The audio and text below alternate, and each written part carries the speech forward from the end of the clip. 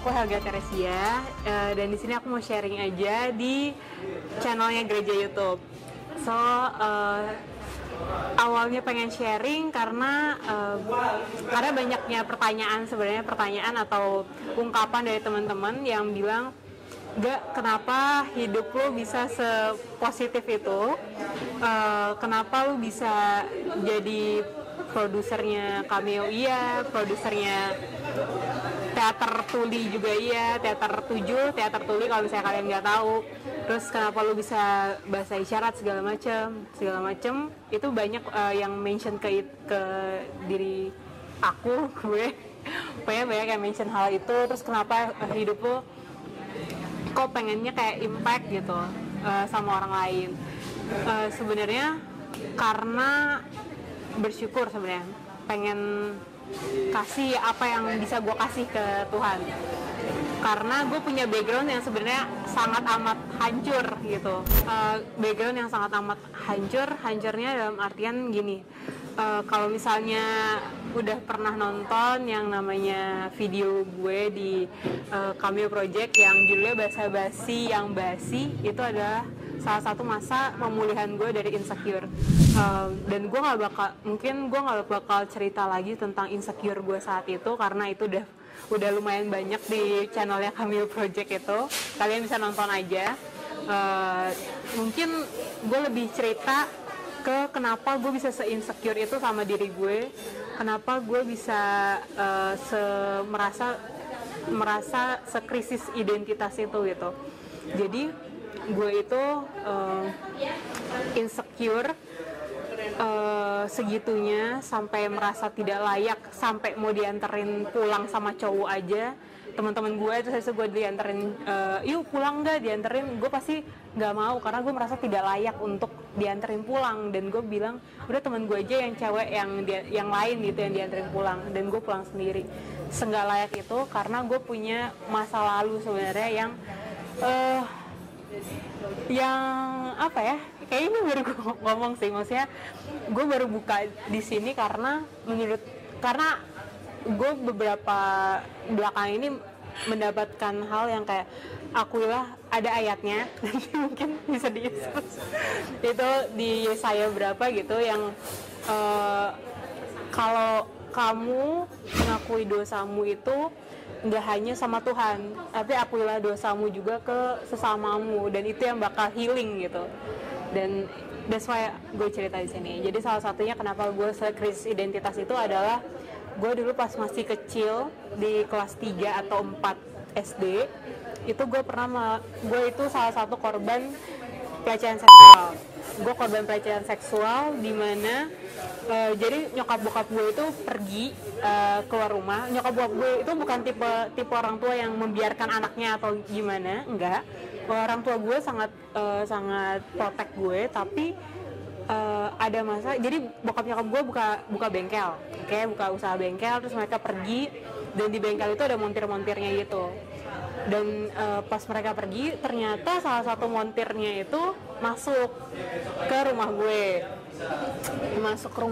Gue lagi nonton, gue nggak tahu sebagai anak kelas 3 atau 4, gue lupa banget umur gue berapa dan kelas berapa. Gue nggak ngerti apa itu namanya seksual, gue nggak ngerti apa itu namanya hal-hal seperti itu, gue nggak ngerti sama sekali, dan nggak ada yang menjelaskan ke gue gitu. Dan ternyata dia masuk, terus dia nyiumin gue, iya, terus menuntun tangan gue untuk melakukan sesuatu segala macam. Dan itu berulang kali dia masuk. Maksudnya kalau nyokap bokap gue keluar, terus dia masuk, terus kadang karena sebenarnya takut luar biasa.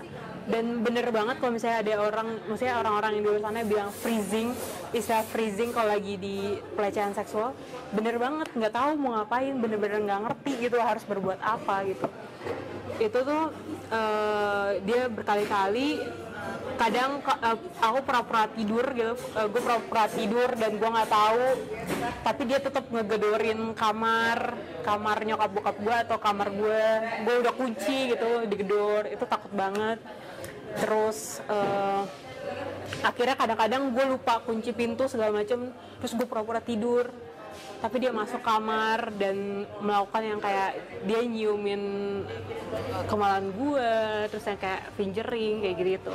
Tapi gue tenggatnya ya nggak tenggat sebenarnya, tenggatnya nggak sampai kayak hubungan seksual gitu, nggak, tapi sampai di tahap itu gitu. Dan itu tuh berpengaruh sekali ke mental aku gitu. Aduh, gue atau aku gitu nggak konsisten. Pokoknya itu berpengaruh banget sama mental.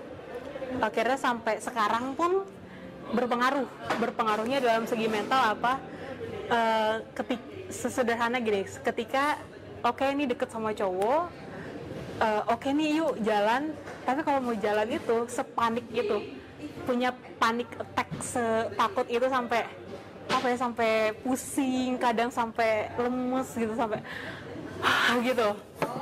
Dan itu kayaknya sih nyambung dengan hal itu gitu, kayak saking mungkin takut banget. Dan nggak hanya itu efeknya itu akhirnya di kelas 3 atau 4 itu karena udah tahu yang namanya seksual, dan udah tahu kayak oh ternyata ada enaknya gitu loh, anak kecil, dan maksudnya ternyata tahu ada enaknya gitu, akhirnya melakukan yang namanya masturbasi. Jadi anak kecil ini karena tahu hal itu, karena tahu udah yang namanya fingering itu tahu, akhirnya melakukan masturbasi. Terserah lo ya, kalian yang selama ini menganggap gue positif atau apa, tapi gue punya masa lalu yang seperti itu. Gue akhirnya melakukan masturbasi. Dan di saat itu belum ada yang namanya pornografi, belum ada. Jadi gue menggunakan imajinasi gue doang, apa yang gue tahu selama ini. Terus gue akhirnya melakukan masturbasi segala macem, dan tanpa gue sadarin juga itu ternyata itu yang mengakibatkan gue merasa gue tidak berharga gitu. Gue merasa ada dari dalam diri gue tuh yang terkikis, jadinya ada kekeringan itu gitu sebagai anak kecil dan nggak tahu. Terus udah lu kalau misalnya mau tahu seberapa gue merasa gue hina dulu adalah karena gue nggak tahu mau dari mana lagi imajinasi gue pernah Alkitab. Kalau misalnya lu tahu yang kayak Daud itu kayak ada yang beberapa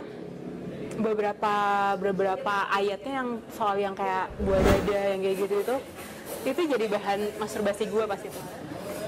Sehina itu diri gue merasa sangat hina saat itu.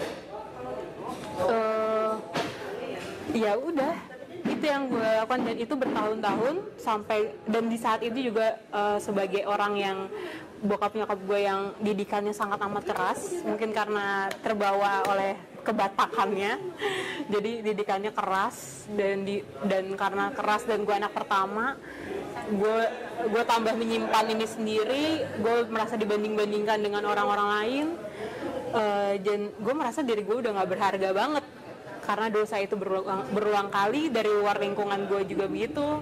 Itu rasanya tuh bertahun-tahun menangis, bertahun-tahun tidak tahu rasa harga diri gue, udah nggak ngerti lagi, dan gue nggak paham. Maksudnya gue ke gereja, gue beberapa kali malah pelayanan, gue jadi paduan suara dulu di gereja gue gitu, tapi gue nggak paham sama kebenaran, gue nggak paham sama sekali, nggak ngerti.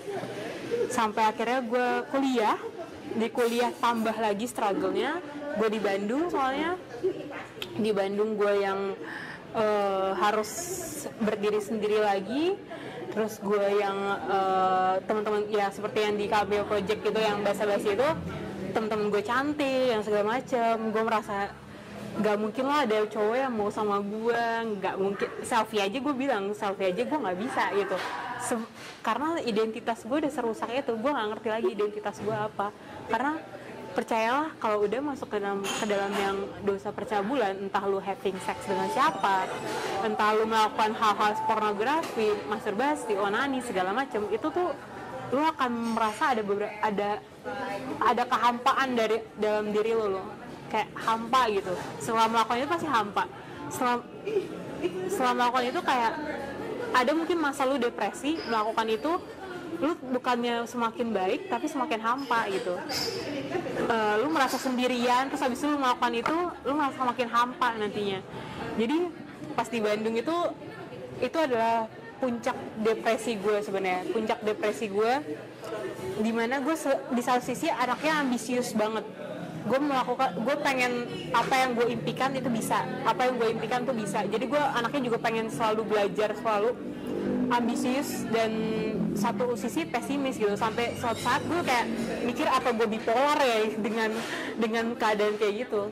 Dan karena yang berkali-kali, dosa yang berkali-kali itu, setiap gue merasa sendirian, gue melakukan itu, gue merasa lonely, gue merasa gak ada yang peduli sama gue, gak ada yang care segala macem, ya mending melakukan itu gitu. Mungkin itu salah satu hiburan gue, tapi ternyata enggak. Itu yang menarik gue semakin dalam ke dalam hampanya gue gitu, hampa banget gitu, nggak ada pertolongan apapun gitu.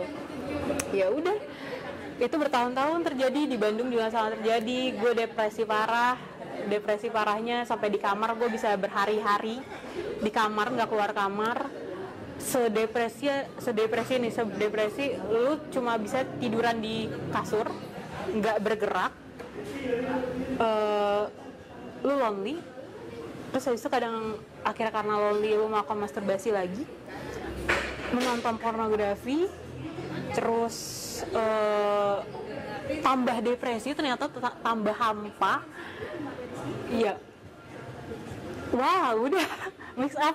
Pakaian gue entah di mana-mana, gue kadang nggak mandi berhari-hari malah, sampai itu kan kamar kos, habis itu di luar tuh ada kamar-kamar lain gitu, sampai orang yang lewat dari kamar gue tuh sampai nyindir gue gitu, kayak ngebully gue secara suara gitu lah, ngebully gue, bilang sumpah bau banget yang gitu ya, sampai kayak gue tuh dibilang bau, gue dibilang apa segala macam. Karena apa? Karena gue nggak menghargai diri gue sendiri, karena gue merasa diri gue nggak berharga. Gue mau pakai apa aja juga orang nggak bakal lihat gue merasa, gue di pikiran gue seperti itu. Gue merasa ya ngapain gue harus bagus-bagus, ngapain gue harus menghargai diri gue, orang gue kayak gini, orang gue nggak berharga gitu. Jadi kayak gitunya. Tapi makanya baiknya Tuhan, walaupun gue di saat-saat seperti itu, gue masih diperlengkapi sama Tuhan. Gue masih diperlengkapi dengan senjata-senjata apa yang ternyata yang harus gue lakukan sekarang gitu. Jadi Tuhan tuh masih ngasih gue yang, oh Helga nih harus ke dunia videografi nih, dia bisa editing, dia masih ngasih gitu. Padahal gue udah kayak sampah banget melakukan hal seperti itu, tapi dikasih keahlian itu, keahlian manajemen, dikasih kesempatan untuk mimpin angkatan, bikin acara kayak gitu. Tuhan masih memperlengkapi gue gitu loh, padahal gue udah sesampah itu gitu. Sampai akhirnya di tahun 2018 gue masuk ke dunia entertain dulu kan. Gue masuk ke Cameo Project sebagai Astrada, asisten sutradara. Gue masuk, dan di situ masuk lagi, tambah depres lagi sebenarnya. Tambah depres karena apa? Lu tau lah, dunia entertain itu pasti dunia yang fisik banget lah. Pasti dipandang fisik banget, pasti dipandang semuanya sesuai fisik, sesuai apa, dan itu sangat bikin gue tambah insecure. Dan gue cuma anak dari Bandung, gue merasa pas itu gue cuma anak dari Bandung, teman-teman gue dari Jakarta, kebanyakan Jakarta BSD yang pengetahuan ilmu videografinya lebih banyak segala macam, dan gue cuma anak dari Bandung. Yang terima kasih Tuhannya, gue masuk ke Cameo Project juga, gue ditelepon gitu, gue yang ditawarin kerjaan, karena tenggatnya pas gue magang kerjaan gue lumayan berdampak lah. Jadi gue ditelepon, makanya itu coba bayangin gue sehina itu tapi masih dikasih kesempatan kayak gitu. Udah di 2018 setelah bertahun-tahun menangis, kering lagi, nangis lagi, kering lagi, hampir setiap malam, se-fragile itu, disenggol dikit sama kata-kata, ih Helga kok gendutan, wah itu udah bro, ambiar semuanya. Tapi tenggatnya ketemu sama namanya teman gue namanya Mika anak magang. Dia masuk magang sama teman gue namanya Rio partner gue di Cameo. Dia anak magang tapi dia banyak sharing. Ternyata kita bertiga agak klop gitu dengan sharing soal firman Tuhan segala macam. Agak klopnya apa? Karena gue lagi fragile banget gitu, dan dia bilang gue, ayo kak, sampai akhirnya ke GBI Senayan City. Dia bilang, GBI Senayan City kayaknya bagus deh, coba yuk kesana. Akhirnya tadinya cuma berdua sama Rio kesana atau berdua sama Mika kesana, akhirnya sendiri kesana terus, karena mau nyari kayak pas worship itu maksudnya semua tumpah gitu. Tapi nyampe rumah tetap melakukan kayak kesalahan yang sama atau dosa yang sama atau menangis lagi, depresi lagi. Terus habis itu pas udah itu bolak-balik ke gereja, nangis bolak-balik udah nggak ngerti lagi, nangis terus. Gimana ini caranya, gimana menghargai diri gue sendiri gitu. Sampai akhirnya di Mei 2018 ada namanya Mark McLendon, aku lupa nama ininya, dan aku baru tahu dia bukan pendeta, ternyata kayak dia pimpinan CNBC, lupa deh pokoknya, media, salah satu media Kristen gitu. Terus dia bilang di situ anehnya udah aku ikut ibadah sore ini, tapi kayak enggak deh, kayaknya gue harus ikut ibadah malam juga. Jadi sorenya ibadah, malamnya ibadah lagi, dan ibadah malam itu yang ternyata mengubah semuanya gitu, mengubah perspektif ya, bukan mengubah sikap, perspektif dulu. Perspektif dimana dia ada bilang for we are God's, ayatnya bentar ya, nih gue bacain sampai gue capture nih. Efesus 2 ayat 10. Gue suka di bahasa Inggrisnya karena kebetulan dia bule, dia ngomong pakai bahasa Inggris. Jadi yang ini tuh kayak wah ini nohok banget. Dibilang gini, for we are God's masterpiece. He has create us anew in Christ Jesus so we can do the good things He planned for us long ago. Jadi di sini gue tertohoknya lagi, dia bilang you are God's masterpiece.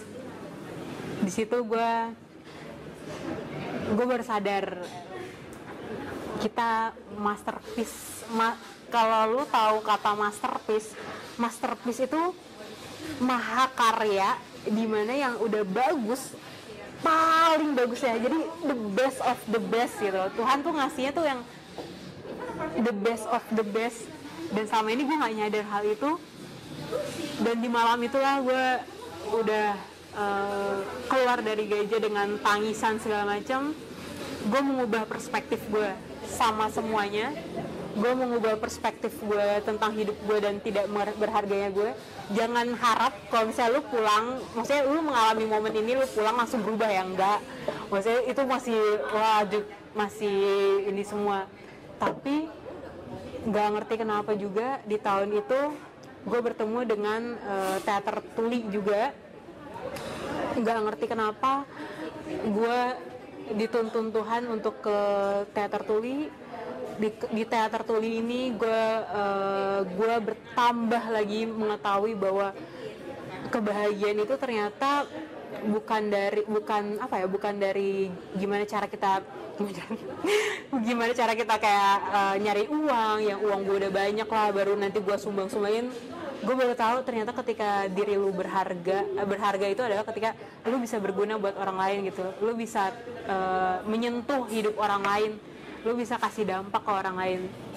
Dan Tuhan kasih kesempatan Helga jadi produsernya juga, line produsernya di Teater 7 ini. Gak ngerti kenapa, padahal sutradaranya Om Rey Said Hapi, aktor yang udah senior banget.